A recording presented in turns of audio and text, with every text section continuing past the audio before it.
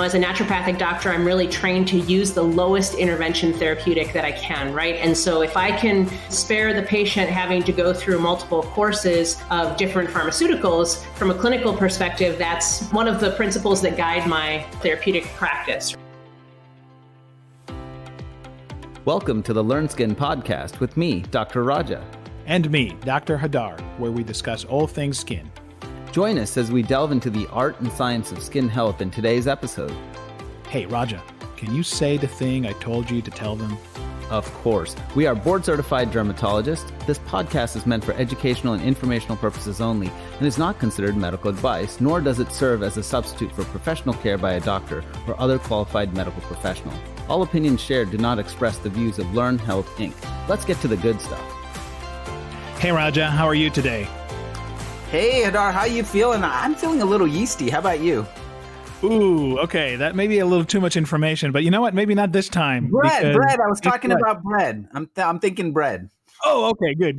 Thank you for saying that. Yes, we definitely see a lot of yeast in clinic, don't we? A lot of yeast infections and a lot of patients who are colonized, but not necessarily sick. And there's always that tension. And certainly it comes up a lot in clinic. People ask questions about it. So we wanted today to discuss these type of infections, shall we? I think we should do it. You know where we haven't talked about, Candida, and I'm hoping we'll be able to explore this a bit more, is also in the gut. You know, we always talk about the skin, but we forget about the gut. So we true. Need a specialist to help us. And we are lucky because we have Dr. Jocelyn Strand, who is joining us as a naturopathic doctor with a wealth of information. And I just want to point out that this podcast is sponsored by Biocidin. So we're going to introduce Dr. Jocelyn Strand. She graduated from Bastyr University in 2005 with a doctorate in naturopathic medicine. And then following her graduation, she worked as an ND for 14 years. So she's amassed quite a bit of clinical experience. And in 2019, Dr. Strand became the director of clinical education for Biocidin. You'll hear this in her voice and when she talks, but she is very thrilled and passionate about participating in research and lecturing around the world. Welcome, Dr. Strand, to our podcast. Welcome. Thank you, you two. Thanks for having me. I'm very excited to be here. Yeah, absolutely. And to our listeners, I want to say, if you wanted to, as you're listening to this, to go to www.biocidin.com, and maybe some of the things we talk about will make sense as you see those products there. And I want to thank them for sponsoring this. We always need good quality sponsors to help us improve integrative dermatology. So I wanted to start in the beginning, Dr. Strand, if that's fine with you, and tell us, you've had pretty advanced training. And then you come to realize that your passion is talking about candidiasis in the gut and elsewhere. How do you make that transition? Why focus there? Well, it's interesting. I would say not just candidiasis, although it's probably the first form of dysbiosis that I became aware of as a clinician. And then once you start to learn, I think about dysbiosis or that unbalanced growth of flora on the body, and you start treating it clinically.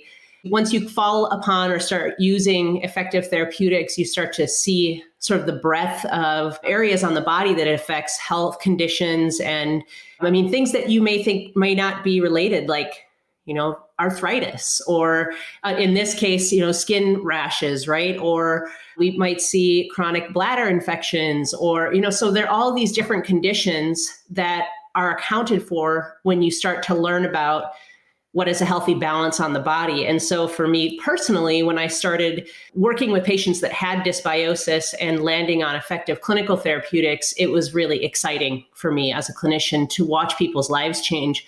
And my very first patient that I ever used Biocidin with was so life-altering in terms of my clinical life that it really caught my attention. And so that was 8 years ago. And now here I am today with a much deeper understanding of what happened for that patient and why I saw what I did with her.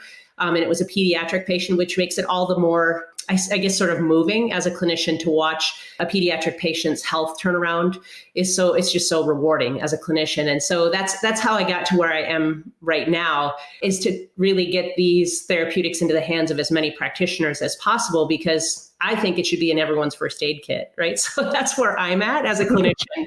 And hopefully that's enough of a nutshell. Yeah, that was perfect, actually. Spot on. So let's dive into it and try to understand first, what is Candida? Because that's our yeast of choice today. And where is it around us? And what's that difference between having a yeast infection or just colonization? Is it important to differentiate between these two kind of states that you mentioned as a dysbiosis? Yes, most people think of Candida albicans, but there are over 20 species of Candida that can cause an infection for people, and hundreds of different commensal, meaning that we coexist with them without them causing any harm. And typically, even the Candida species that can cause illness, 70% of people have a form of Candida on their body, either skin, in their oral mucosa, in their gut, in the vulvovaginal area. Like, it's a very common microorganism. And what happens is that there are a number of different reasons why they can become a problem. So we think of immune suppression. So one of the first clinical symptoms of HIV positive patient can be oral candidiasis, which typically doesn't happen in adults. It's very common in newborns and in babies, or relatively common. But for adults, it shouldn't be happening unless there's immune suppression happening. But also now we live in this era of the standard American diet where we have highly refined carbohydrates, which yeast really thrive on. Diabetes and other blood sugar regulation disorders also are contributing right now. That's just a few things. Antibiotic therapy is another thing. So if someone's had a history of antibiotic use, they are more likely to have overgrowth of Candida and other fungal species. As I guess I would say, there's not the same competition, right, in the gut and on the skin from those microorganisms, the bacteria that get wiped out by the antibiotic therapy. For me, one of the things that I noticed over time in my clinical practice is that people who have a history of a mold exposure, this can be a huge red flag. I would call it a red flag. If you know that somebody has yeast and they're an adult and they don't seem like they've had any of the other things we talked about first, then check on mold exposures, and either in their home environment, their work environment, their car. It can be almost anywhere that they're getting a regular mold exposure. And until they address that or detox the mold toxins that are in their body, they may have immune suppression. And all things dank is what I had one patient call it. And then so people become immune suppressed, and they can be simultaneously inflamed by all things dank, right? So I think of yeast and fungal stuff, and it can include sensitivities to mushrooms that they eat. They can become very sensitive to histamine. So I think of people who don't tolerate fermented foods well, especially things like sauerkraut. And I'm trying to think of other wine and beer. Those are all things that if someone's had a mold exposure and has become sensitive to a yeast or has yeast overgrowth, that's a sort of constellation that I kind of expect to see in that patient who needs directed therapy in that particular area. Jocelyn, I'm really glad that you have brought out more of a conversation around Candida, because I think a lot of us have looked at Candida as just an afterthought. I mean, Hadar, we always think of Candida only after we see the infection, but we don't think of it in some sort of prospective fashion. I mean, you look at skin microbiome and atopic dermatitis, you think of, how do you control Staph epi and Staph aureus? No one's sitting around thinking, how do we look at the yeasts and the Candida? Although there are some new studies now coming out in psoriasis, looking at the skin and perhaps what is the role of malassezia. And also, there's some old literature looking at psoriasis, looking at Candida, believe it or not, scalp psoriasis. And if it's like that SIBO psoriasis, is there a role for antifungal therapy in that case? So I feel like I'm so happy we're returning to this conversation. So one of the things I wanted to ask you, Jocelyn, I know you mentioned this potential connection with mold. Now, I've looked in the literature and I just can't find anything that says that, exposure to mold besides deep fungal infections. You're talking about these deep fungal infections that go into the respiratory tract and whatnot. But I haven't seen something connecting it to Candida directly. Can you speak to that? Do you know of any research, or is this based a bit more on your clinical experience? I'd love to get your thoughts on that. It's based on my personal experience and also my clinical experience. And so I think there's a time, and I don't know if you guys can attest to this, but there was a time where I was like, please God, let me stop getting everything. And I promise I'll read more books, because I kept getting a bunch of different chronic illnesses. And then I do a deep dive and learn more about it. And I think the longer you're in medical practice, the more complex patients you see. What I noticed clinically is that people who've had a significant mold exposure often will have fungal overgrowth in general on their body. And so I automatically think of it. If I see a fungally type presentation, meaning like toenail fungus, or of course, candidiasis, like a cutaneous candidiasis, or even SIFO symptoms, then I would think of a potential mold exposure. And it's just because of what I've seen happen in my own practice, but then also now after working with this company for 5 years and working at the tables, talking to other doctors about their testimonials and their experience, this seems to be from sort of collecting information from other practitioners. In fact, one of the case studies I'll talk about today was all of his fungal symptoms came on after a mold exposure. So it's really interesting. That is a genetic predisposition. 24% of people have this mutation. What it does is prevent their body from recognizing mycotoxins or mold toxins in the body. And then they basically sit in the body and generate inflammation, and they can contribute also to histamine overproduction and immune system suppression. And so it can be vital, especially if you have someone with refractory fungal infections of any kind. Make sure that you address that mold piece, or they may not be able to get over it. It could be a real obstacle to their healing in my clinical experience. So Jocelyn, I wanted to have you expand on an abbreviation that you threw in there. You talked about SIFO. I know we're all I heard that too. We're all familiar with SIBO to some extent, where you have small intestinal bacterial overgrowth. Can you talk about SIFO and what are the clinical signs that someone might be struggling with SIFO? Well, it's really interesting because SIBO, obviously small intestinal bacterial overgrowth, SIFO, small intestinal fungal overgrowth. It has all of the same sort of risk factors as what we talked about in the beginning. If someone's been on a lot of antibiotics, there's a doctor who treats SIBO really regularly. And he said he always starts with antibiotics and then he'll treat with fluconazole after that, because he knows that when he treats with antibiotics, he's going to cause SIFO. What he said is he always treats in that order because he knows when he prescribes rifaximin and other antibiotics that he's going to cause SIFO in the patient. And they look very similar, SIBO and SIFO. In fact, he said that 45% of people have both SIBO and SIFO concurrently in his research. So that's interesting because, of course, it might alter your choices as far as therapeutics are concerned, but also you'll see the same constellation that I just talked about for other fungal infections. So you might see concurrent skin fungal issues or nail issues at the same time that you see the gastrointestinal symptoms of bloating, and you could see gas, bloating, diarrhea, or constipation, nausea, all of the same symptoms we might expect. Brain fog is a huge deal for people with SIFO. It can be with SIBO as well, but just it's really interesting. And part of it is that Candida generates acetaldehyde as part of it, as one of its metabolites, and that can cause a big burden on the liver, which can increase toxicity, right? So just like we think more of like LPS, lipopolysaccharides with bacteria in the gut, but we can also have fungal bugs, basically fungal organisms generating inflammatory metabolites that create inflammatory burden in the body as well. So Jocelyn, thank you so much for bringing it up. I do think that we all know in practice when we prescribe antibiotics, one of the side effects that we see is fungal overgrowth that can present in different ways. Maybe we can go over some of the presentation in skin and maybe a little bit in gut that when we think about Candida, and more importantly, what are the botanicals that can help us treat these problems? Well, a couple of things. I love the product Biocidin. It's why I'm here. Partly because we're sponsored, but mostly because of what I've seen happen, right, in my clinical practice using this product.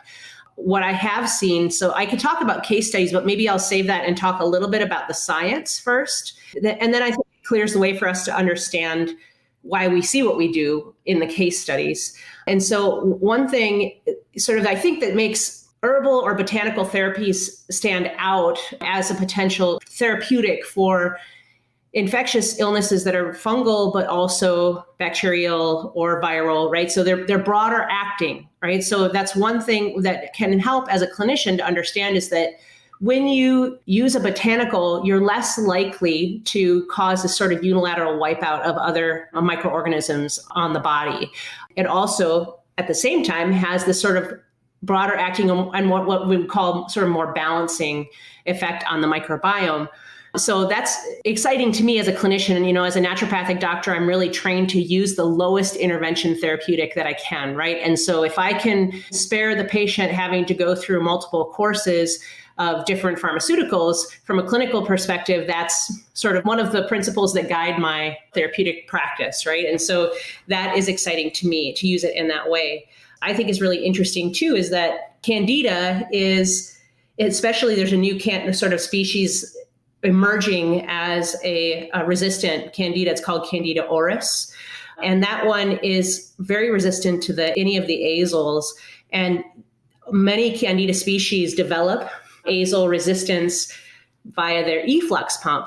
So what's very cool to me is that we actually have research showing the disabling of the efflux pump, not in Candida, but in Borrelia, which causes Lyme disease.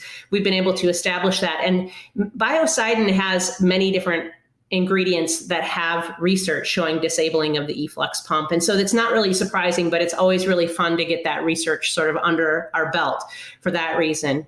Another area is biofilms, right? So biofilms, you talked about hidradenitis suppurativa biofilms play a major role in that, right? And so biofilms also addressed by botanicals, and this is all over the literature. You can find it going back 15 years showing essential oils and herbal extracts have the ability to break down a biofilm. So I think about a biofilm as like invisibility cloak, sort of. It helps microorganisms. They talk to each other. They decide we have enough of us here. This is called quorum sensing to justify the production of this biofilm or an invisibility cloak, and then our immune system can't get at it.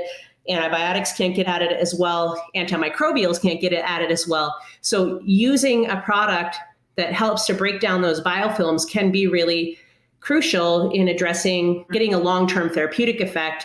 And in our Borrelia research, we actually had a synergistic effect because of the biofilm breakdown and the disruption of the efflux pump with the use of ceftriaxone. So it reduced the killing dose of ceftriaxone down to 1/8 its normal killing dose in vitro. So this is not a human clinical trial, but very exciting initial research for us to see that. And so I get really excited about it because I think of the number of people who could be impacted by that if you don't have to do these multiple courses of pharmaceuticals.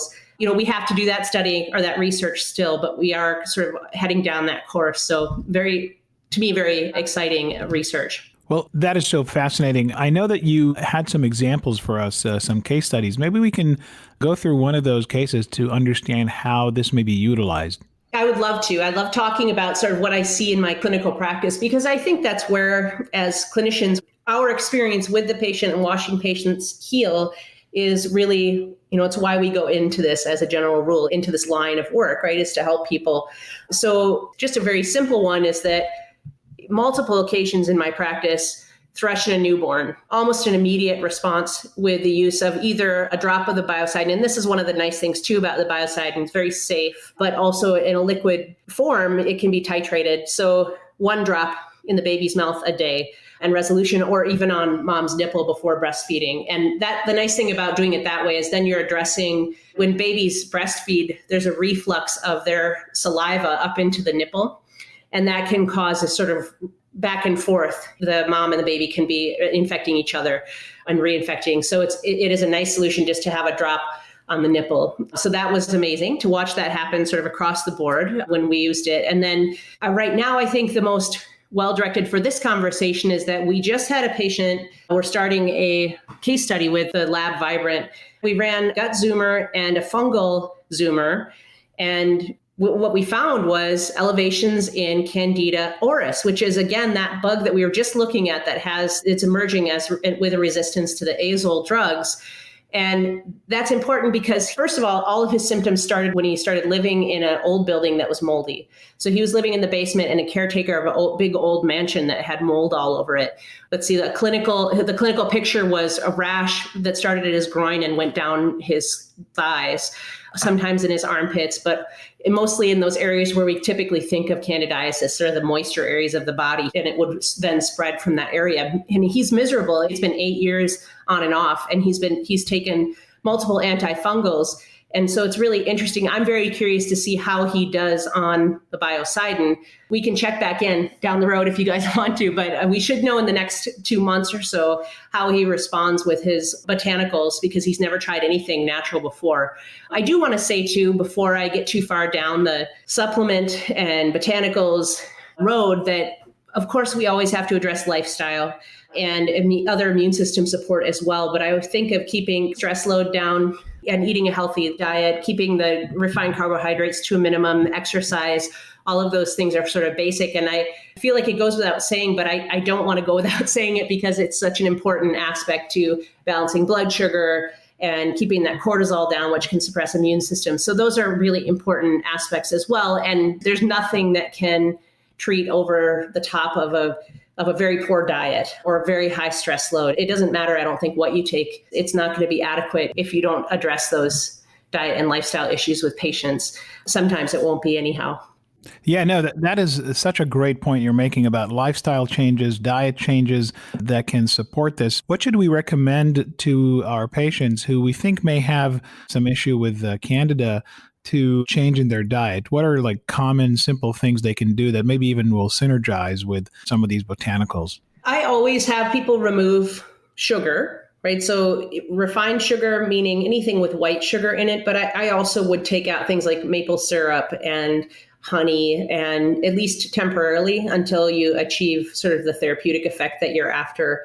And if it's really serious, you may even, go sort of paleo, low carb is kind of, I always think of like an anti-inflammatory diet, but to layer that, the other piece is that, again, to remember that sort of yeast kind of mold connection and histamine. And so sometimes, especially if you see a patient with IBS-D where they get nausea, diarrhea afterwards, always remember to address histamine. So the way that I think about it is if they have a beer and they get nausea and diarrhea, then it could be the yeast in that and that it's dank, but it also can be that they aren't processing their histamine well, because as damage to the gastrointestinal tract happens, they get more reactive to histamine. So I would start it with, again, trying to not overburden the patient, just getting their refined carbohydrates out. And then the next layer would be reducing it more if they're continuing to reducing carbohydrates more to more of like I always think of a modified paleo, because I don't want to see my patients doing a ton of meat necessarily, but doing lots of vegetables, some fruit and some meat and nuts and seeds is kind of how I would talk to my patients about it. And then if you're still not seeing what you need to, you might consider evaluating histamine and their tolerance to histamine levels. And that is something that can turn around for patients. It's temporary. And it's important to know that as a clinician, because nobody wants to have to keep all of those foods out for good, but sometimes they need to be removed long enough for the gastrointestinal tract to heal. Jocelyn, an interesting question that just popped into my head as we're thinking about this and listening to you talk is I have a lot of patients that get chronic urticaria. And obviously, we know there's a histamine driver there. Now, not necessarily in the gut, although I don't think we've done enough studies to really know that. But I am wondering, what are the microorganisms at play that may relate to urticaria? We probably need some gut microbiome studies to look at that. Yeah, but wouldn't that be interesting? There are beneficials that generate histamine as their metabolites too. So it is really interesting. It would be really interesting to look at a study with it, but we break down, I'm sure you know this, but we break down histamine in the lining of the gut via diamine oxidase, and that's produced in the brush border of the gut. So if the gut gets damaged with SIFO or SIBO or acute food poisoning or any number of food sensitivities, we stop producing that diamine oxidase, and then people's tolerance to histamine, it's like their cup just gets full faster. And there's a whole slew of histamine intolerant symptoms like anxiety, insomnia, diarrhea, nausea, that it was, again, it sort of like dysbiosis. It was another clinical light bulb for me that when I read about it, I had all these patients that from my past where I wasn't able to get where I wanted to go, where I thought, oh, that's what it was. It would be nice to call them back in and try it. Try some quercetin, or try some other ways of reducing histamine in the diet. There are some foods that are really good for you that are very high in histamine as well. Fermented foods being one of them, avocado, so it's just, that's definitely not, there's no research on that. It just takes some clinical, experience and monkeying with it to try to figure out where is the system going awry is how I think about it. But those are all big deal with fungal stuff in general is kind of how I think about it. Well, Dr. Strand, this has been such a fantastic tour de force of Candida. The one thing I take from this is I will never ignore Candida again. And I think we learned a lot about the susceptible patient. And I think there's a lot of them around us in clinic, even our next door neighbor and family member. And we've also learned that there are certainly some emerging research and botanicals that can help. And so I want to thank you so much for your expertise. I know that we can probably talk about this for another hour or so, but I really want to get to one important thing we want to tell our listeners is that they can use this particular code to get 10% off Biocidin products. Those are the sponsors of this specific podcast that are found at biocidin.com. And that code is 21AAOSH10, and that'll be put in our text below and on various posts on this particular episode. That will buy you 10% off products from Biocidin. So I think that is a great contribution, and thank you. I think our listeners will really appreciate that, and maybe try to get a taste of that good stuff to eliminate Candida from taking over. If you're interested in learning more about it, we have a whole clinical education department. So if you want to have a better understanding of how to implement this product line in your practice, it's very small. There's only 10 products in the full line, and they're all geared towards the microbiome and healing the gut. So it's a very easy to learn and implement line. And then the second thing is, I forgot to mention, and this would be a terrible thing for me not to talk about, is that we actually have research on biofilms, Candida biofilms with Biocidin. It's pilot research done at the University of Binghamton. And it showed a total dismantling of biofilms, and then it had a fungicidal and fungistatic effect all in 24 hours, total breakdown of biofilms. So it would be irresponsible for me not to talk about that. I forgot to bring it up, but an important piece to note as well. So we do have a lot of research behind us, and that it's really nice as a clinician to work for a company that doesn't mind putting some money and some time and effort into understanding the mechanisms. So breaking down those biofilms and the efflux pump, it's fun to be able to talk about that as a scientist. Absolutely. Thank you so much. And if you wanted to learn more about this, again, you can go to biocidin.com, and I'm sure that all the emergent research will be posted there for future reference as well, not just previous research. Dr. Jocelyn Strand, thank you so much for your time and expertise, and I will never ignore yeast again. Thank you. Thank you. Thanks so much for having me. I appreciate it. A lot of fun talking to you again, Jocelyn. Yeah, it's always great, Raja. Thank you so much. Thank you for tuning in to today's episode with Dr. Raja and Dr. Hadar. This podcast is brought to you by Learn Skin, leaders in integrative dermatology education. Visit learnskin.com/podcast to explore our many programs, or subscribe to the podcast today and never miss an episode. Hey, have a great day and stay curious.